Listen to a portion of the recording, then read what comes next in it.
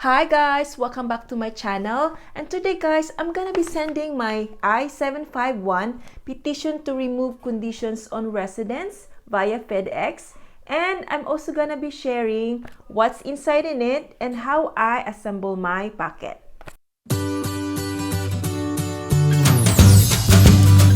Hi guys, it's me Vanessa, the Pinay couponer, and in this video guys I'm going to share with you my journey of removing my conditional permanent residency guys. So I entered the US on a CR1 visa on January 24, 2020, and it will expire after 2 years guys. So that's January 24 of 2022. So I need to remove my conditions. So within the 90-day period guys, I need to submit my I-751. That's the petition to remove conditions on residence. The earliest date that I can send my packet is October 26. So today guys, it's November 8, so I'm safe to send my I-751 packet. So what's inside in this envelope? Guys, my packet is really thin because I didn't really have much documents to send, and we don't have any bills that has both of our names, and I am just sending what I have.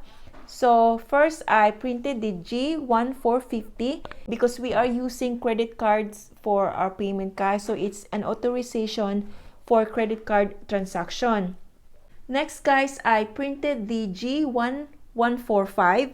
It's an e-notification of application or petition acceptance. So that form has the information, the phone number, and the email address guys. That's when the USCIS accepts our petition or our packet. They will send us a text or an email. So I printed that also. You can find it in the website. And then my duly accomplished, filled, and signed form I-751. So don't forget to sign guys, you and your spouse if you are filing jointly.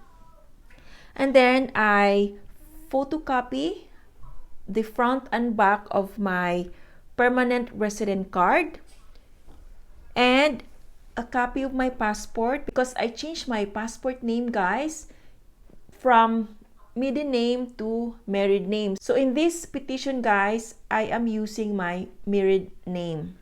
And a copy of my SSN card, copy of certificate of marriage, and then I also included my PSA report of marriage guys. We married in Singapore, so I also included that one. Copy of consular report of birth for our child Kira, because she was born in the Philippines, and also a copy of her PSA birth certificate. And I included copies of our credit cards, only the card guys, because my husband said even the statement does not tell who uses the cards. So I just photocopy the front of our credit cards guys, mine and my husband's, that is showing joint accounts. We have the same account number. And also health insurance, my husband's, mine, and my daughter. So I just also photocopy. And our car insurance, we have both of our names. And next, copy of our joint tax return. We have year 2019 and year 2020. We were married on 2018. Then, funny guys, proof of living in the same address. Like I said, we really don't have bills that has both of our names. And I just included some letters. I have a copy of a letter from USCIS. That's actually the letter that has my permanent card guys. That letter has both of our names, so I just included it. Then we also have a copy of a mail from the Department of the Treasury Internal Revenue Service.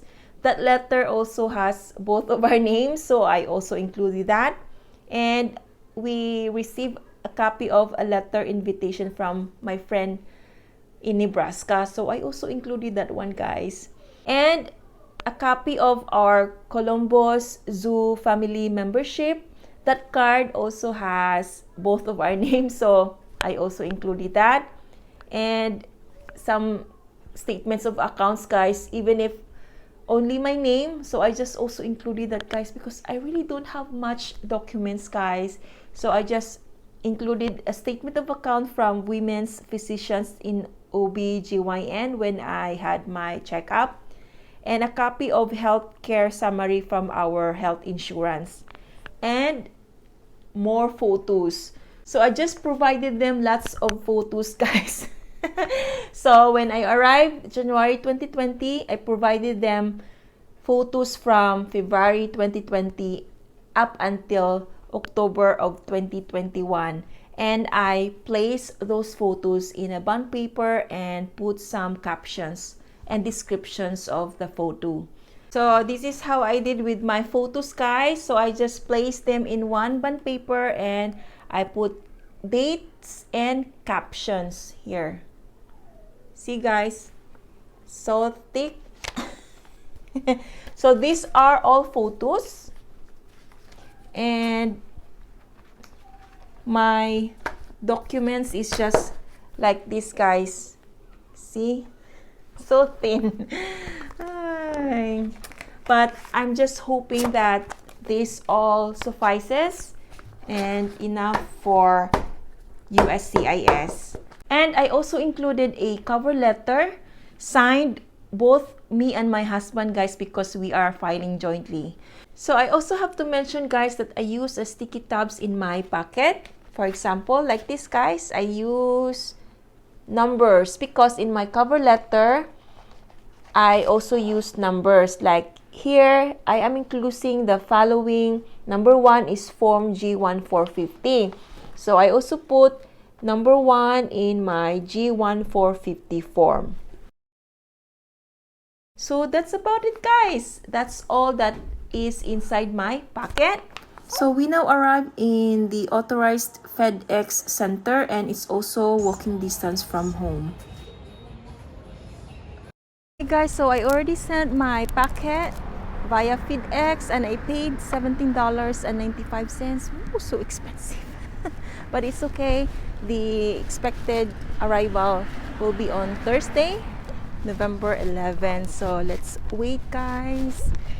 And hopefully I will receive a message that they received my packet. And that's it all for today's video, guys. I hope you find it helpful. And of course, I will update you with my petition journey. So thank you so much for watching, and I'll see you on my next video. Bye-bye!